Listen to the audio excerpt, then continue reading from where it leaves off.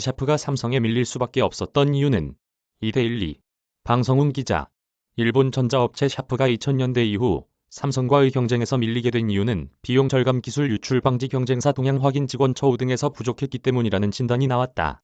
니혼게이자이 신문은 2일 2000년대 후반 샤프에서 삼성으로 이직한 것으로 추정되는 엔지니어 타케우치 카오루의 투고를 인용.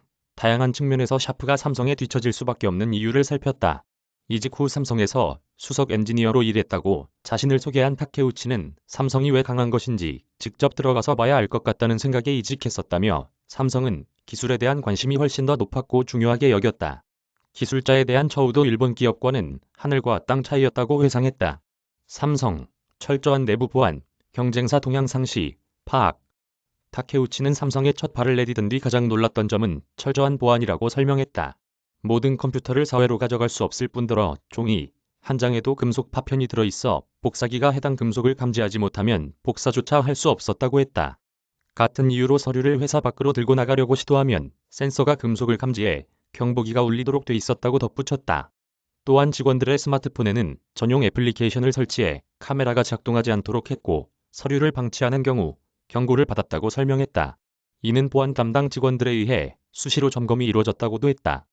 타케우치는 반대로 일본의 기술은 퇴사자 등을 통해 1990년대부터 한국에 유출되고 있었다고 추정했다.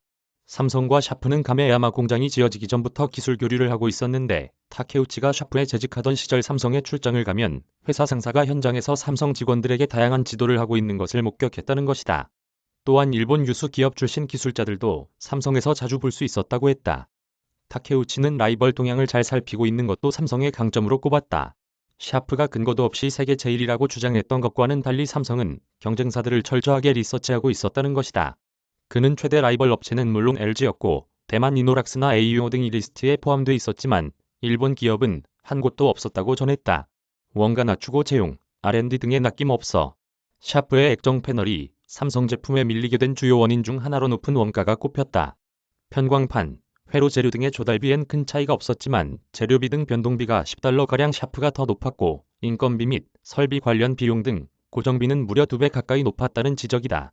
이에 따라 삼성은 샤프의 60에서 80% 원가로 패널을 생산할 수 있었다고 타케우치는 설명했다.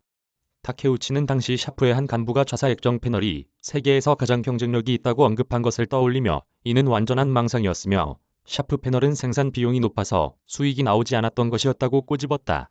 패널 생산에 투입된 인력 규모에서도 삼성과 샤프는 큰 차이를 보였다.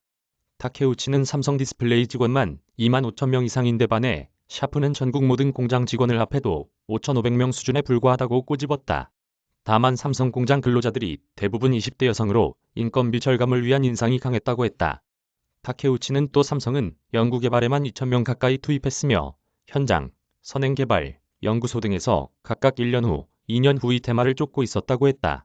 액정 다음을 대비해 유기발광 다이오드 개발에 착수하거나 각 부문의 요소 기술을 묶어 하나의 상품 또는 서비스를 구성하는 대응도 활발히 이루어지고 있었다는 것이다.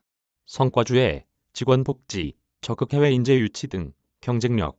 이외에도 성과 위주의 기업 문화와 높은 수준의 직원 복지가 삼성의 경쟁력을 높이고 있다고 타케우치는 평가했다. 타케우치는 절대적 성과주의로 임원이 되면 대우 자체가 달라진다. 차량 지원의 연봉 3천만에서 4천만엔, 최상위 클래스의 경우 억 단위 연봉을 받는다. 성과를 낸 사람에게는 상응하는 인센티브도 있기 때문에 필사적으로 일한다. 다만 성과가 없으면 내일부터 나오지 않아도 좋다는 말을 듣는다고 설명했다. 그는 또 직원들은 그룹 백화점과 호텔 등지에서 할인을 받을 수 있고 자녀 교육비도 대학까지 회사가 지원한다. 임원은 퇴직 후 2년간 소득도 보장해주는데 이는 타사로 이직해 기술이 유출되는 것을 막기 위한 측면도 있다고 본다고 덧붙였다. 해외 기술자에게 열려있는 것도 삼성의 경쟁력을 강화하는 데 기여하고 있다는 진단이다. 삼성이 학비를 부담해 해외 인재가 대학에서 2개월간 확실하게 한국어를 배울 수 있도록 돕고 10명마다 1명씩 도우미가 붙어 한국 생활에 정착할 수 있도록 편의를 돌봐주고 있다는 것이다. 타케우치는 다만 지금은 중국이 한국의 인재를 빼가고 있다. 중국 최대 디스플레이 회사인 BOE에는 LG 출신이 급사되는 삼성 출신들이 많다며 중국 업체에서 개발을 주도하고 있는 인물이 한국인인 사례는 드물지 않다고 말했다. 이어 한국 정부도 일본과 마찬가지로 기술 유출을 막기 위해 애쓰고 있지만 효과는 의문이라고 덧붙였다. 방성훈